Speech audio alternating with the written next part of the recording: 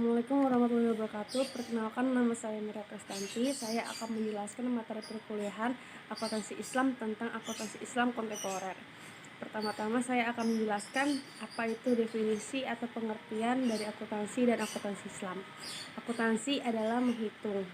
Adapun akuntansi merupakan proses pencatatan, mengklasifikasi, meringkas, mengelola, menyajikan data transaksi, memposting ke buku besar, dan melaporkan apa yang berkaitan dengan keuangan perusahaan. Sedangkan pada pengertian akuntansi syariah didasarkan menurut persamaan dasar akuntansi atau kebijakan standar akuntansi syariah (SAS), yaitu sesuai dengan pernyataan standar akuntansi keuangan (PSAK) syariah yang menjadi syarat transaksi syariah baik entitas lembaga syariah maupun lembaga non-syariah. Apa itu perbedaan akuntansi syariah dengan akuntansi konvensional? Perbedaan utama di antara akuntansi Islam atau syariah dengan akuntansi konvensional adalah bagaimana informasi itu dibagikan. Akuntansi syariah menyediakan semua informasi dengan jelas kepada prospek, informasi yang baik maupun informasi yang buruk. Sedangkan dalam penyajian informasi akuntansi konvensional yang diberikan hanya informasi pilihan saja. Tujuan akuntansi Islam dan akuntansi konvensional. Tujuan dari akuntansi syariah yaitu untuk memelihara uang sebagai bukti pencatatan saat terjadinya selisih antara debit dan kredit, memberikan keputusan dan menentukan berapa besarnya penghasilan yang wajib dizakati. Namun tujuan dasar dari laporan keuangan akuntansi syariah yaitu pertama, informasi keuangan, memberikan kenyamanan, tidak merugikan. Sedangkan tujuan akuntansi konvensional berdasarkan dari pemikiran yang logis yang diraih oleh pembisnis era sekarang ini, sehingga pada kegiatan perusahaan yang terjadi akan menjelaskan apa yang harus dilakukan oleh pembisnis apabila ada penemuan transaksi baru. Adanya tujuan akuntansi konvensional yaitu harus terfokus pada pelaksanaan kerja manajemen dalam menjaga investasi yang dipercayakan oleh pemilik dan kreditor. Faktor munculnya akuntansi Islam yaitu pertama, meningkatnya rasa keberagaman masyarakat. Dua, meningkatnya tuntutan kepada etika dan tanggung jawab sosial yang selama ini nampak diabaikan oleh akuntansi konvensional. Tiga, semakin lambannya akuntansi konvensional mengantisipasi tuntutan masyarakat, khususnya mengenai penekanan pada keadilan, kebenaran, dan kejujuran.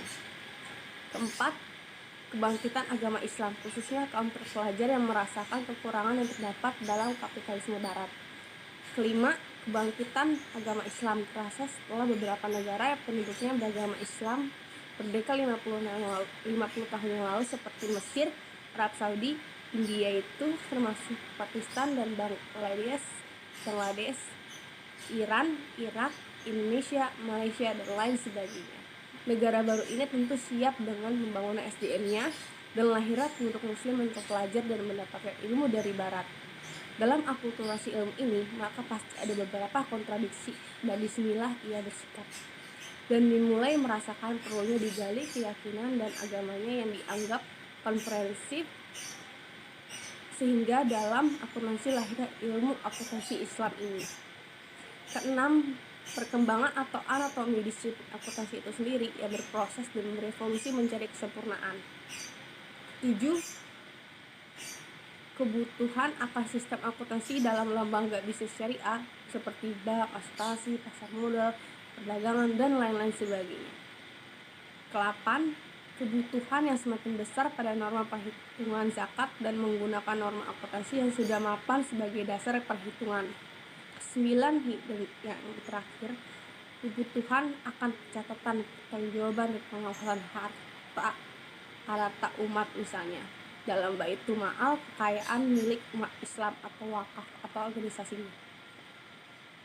Sejarah akuntansi Islam. Akuntansi menurut sejarah konvensional disebutkan muncul di Italia pada abad ke-14 yang lahir dari tangan seorang pendeta Italia bernama Luca Pacioli yang menulis buku Summa de Arithmetica, Geometrica and Proportionalita, segala sesuatu tentang aritmatika, geometri, dan proporsi, dengan memuat satu bab mengenai double entry accounting system. Namun apabila kita pelajari sejarah Islam, ditemukan bahwa setelah munculnya Islam di semenanjung Arab di bawah pimpinan Rasulullah SAW dan terbentuknya Daulah Islamiyah di Madinah yang kemudian dilanjutkan oleh para Khulafaur Rasyidin, terdapat undang-undang akuntansi yang diterapkan untuk perorangan, perserikatan, atau syarikah atau perusahaan, akuntansi wakaf, hak pelanggaran penggunaan harta tauhid, dan anggaran negara.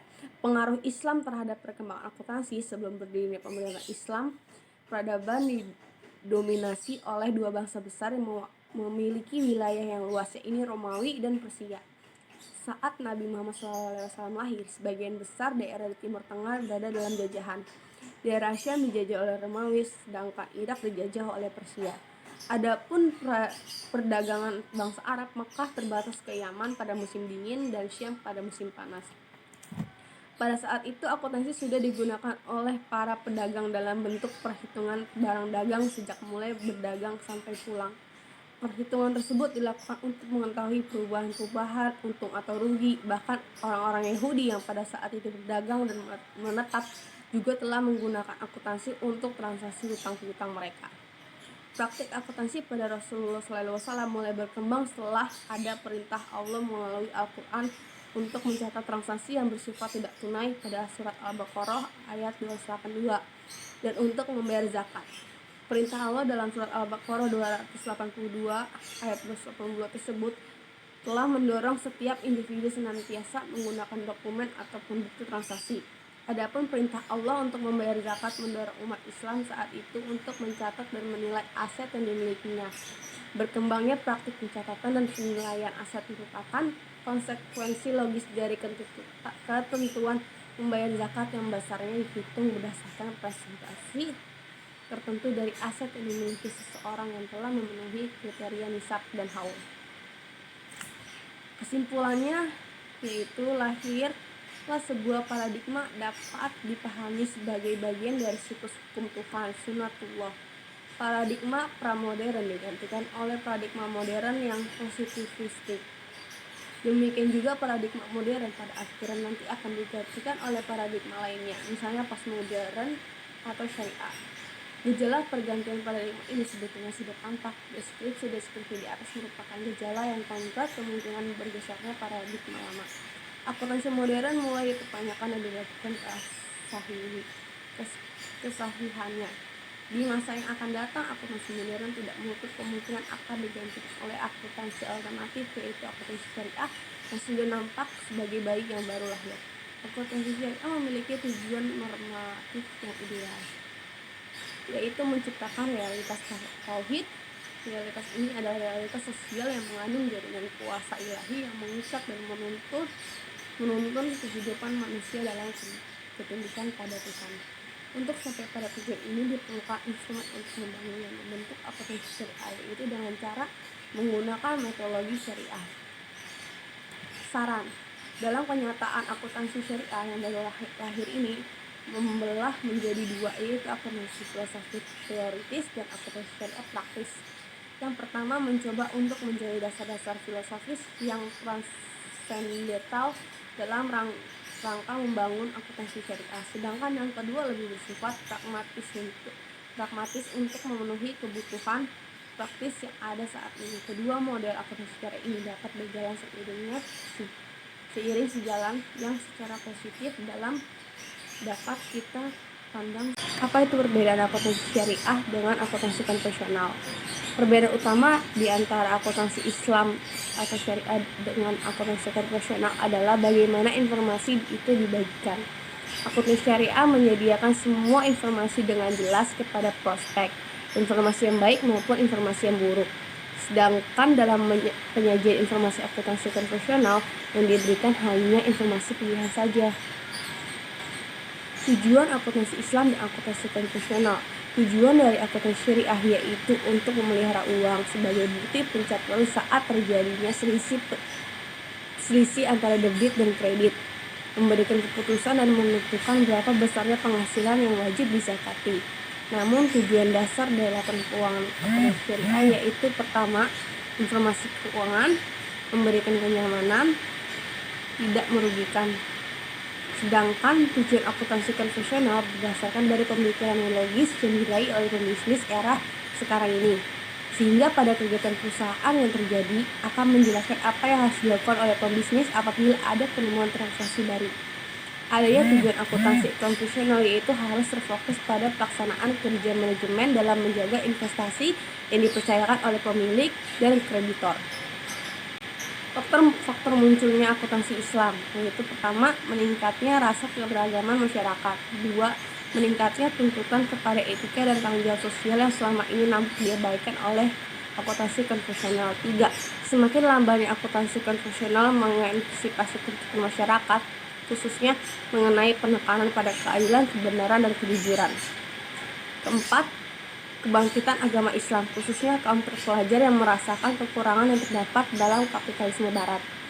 Kelima, kebangkitan agama Islam terasa setelah beberapa negara yang penduduknya beragama Islam merdeka 50 tahun yang lalu seperti Mesir, Arab Saudi, India itu termasuk Pakistan dan Bangladesh, Iran, Irak, Indonesia, Malaysia, dan lain sebagainya. Negara baru ini tentu siap dengan pembangunan SDM-nya dan lahirnya penduduk muslim yang terpelajar dan mendapatkan ilmu dari barat. Dalam akulturasi ilmu ini, maka pasti ada beberapa kontradiksi, dan disinilah ia bersikap dan dimulai merasakan perlunya digali keyakinan dan agamanya yang dianggap komprehensif, sehingga dalam akuntansi lahirnya ilmu akuntansi Islam ini.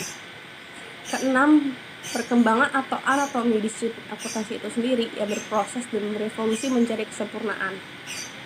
7. Kebutuhan akan sistem akuntansi dalam lembaga bisnis syariah seperti bank, asuransi, pasar modal, perdagangan, dan lain-lain sebagainya. Ke-8. Kebutuhan yang semakin besar pada norma perhitungan zakat dan menggunakan norma akuntansi yang sudah mapan sebagai dasar perhitungan. 9, dan yang terakhir, kebutuhan akan catatan pertanggungjawaban dan pengawasan harta umat, misalnya dalam baitul maal, kekayaan milik umat Islam atau wakaf atau organisasinya. Sejarah akuntansi Islam. Akuntansi menurut sejarah konvensional disebutkan muncul di Italia pada abad ke-14 yang lahir dari tangan seorang pendeta Italia bernama Luca Pacioli yang menulis buku Summa de Arithmetica, Geometrica et Proportionalita, segala sesuatu tentang aritmatika, geometri, dan proporsi, dengan memuat satu bab mengenai double entry accounting system. Namun apabila kita pelajari sejarah Islam, ditemukan bahwa setelah munculnya Islam di semenanjung Arab di bawah pimpinan Rasulullah SAW dan terbentuknya Daulah Islamiyah di Madinah yang kemudian dilanjutkan oleh para Khulafaur Rasyidin, terdapat undang-undang akuntansi yang diterapkan untuk perorangan, perserikatan, syarikah atau perusahaan, akuntansi wakaf, hak pelanggaran penggunaan harta atau HIT, dan anggaran negara. Pengaruh Islam terhadap perkembangan akuntansi. Sebelum berdirinya pemerintahan Islam, peradaban didominasi oleh dua bangsa besar yang memiliki wilayah yang luas, yaitu Romawi dan Persia. Saat Nabi Muhammad SAW lahir, sebagian besar daerah di Timur Tengah berada dalam jajahan. Daerah Syam dijajah oleh Romawi, sedangkan Irak dijajah oleh Persia. Adapun perdagangan bangsa Arab, Mekah terbatas ke Yaman pada musim dingin dan Syam pada musim panas. Pada saat itu akuntansi sudah digunakan oleh para pedagang dalam bentuk perhitungan barang dagang sejak mulai berdagang sampai pulang. Perhitungan tersebut dilakukan untuk mengetahui perubahan-perubahan, untung atau rugi. Bahkan orang-orang Yahudi yang pada saat itu berdagang dan menetap juga telah menggunakan akuntansi untuk transaksi hutang piutang mereka. Praktik akuntansi pada Rasulullah SAW mulai berkembang setelah ada perintah Allah melalui Al-Quran untuk mencatat transaksi yang bersifat tidak tunai pada surat Al-Baqarah ayat 282 dan untuk membayar zakat. Perintah Allah dalam surat Al-Baqarah 282 ayat 282 tersebut telah mendorong setiap individu senantiasa menggunakan dokumen ataupun bukti transaksi. Adapun perintah Allah untuk membayar zakat mendorong umat Islam saat itu untuk mencatat dan menilai aset yang dimilikinya. Berkembangnya praktik pencatatan dan penilaian aset merupakan konsekuensi logis dari ketentuan membayar zakat yang besarnya dihitung berdasarkan presentasi tertentu dari aset yang dimiliki seseorang yang telah memenuhi kriteria nisab dan haul. Kesimpulannya yaitu lahirlah sebuah paradigma dapat dipahami sebagai bagian dari siklus hukum Tuhan, sunatullah. Paradigma pramodern digantikan oleh paradigma modern yang positivistik. Demikian juga paradigma modern pada akhirnya nanti akan digantikan oleh paradigma lainnya, misalnya postmodern atau syariah. Gejala pergantian paradigma ini sebetulnya sudah tampak. Deskripsi di atas merupakan gejala yang konkret kemungkinan bergesernya paradigma lama. Akuntansi modern mulai dipertanyakan dan dilakukan kesahihannya. Di masa yang akan datang, akuntansi modern tidak menutup kemungkinan akan digantikan oleh akuntansi alternatif, yaitu akuntansi syariah yang sudah nampak sebagai bayi yang baru lahir. Akuntansi syariah memiliki tujuan normatif yang ideal, yaitu menciptakan realitas tauhid. Realitas ini adalah realitas sosial yang mengandung jaringan kuasa ilahi yang mengikat dan menuntun kehidupan manusia dalam ketundukan pada Tuhan. Untuk sampai pada tujuan ini diperlukan instrumen untuk membangun dan membentuk akuntansi syariah, yaitu dengan cara menggunakan metodologi syariah.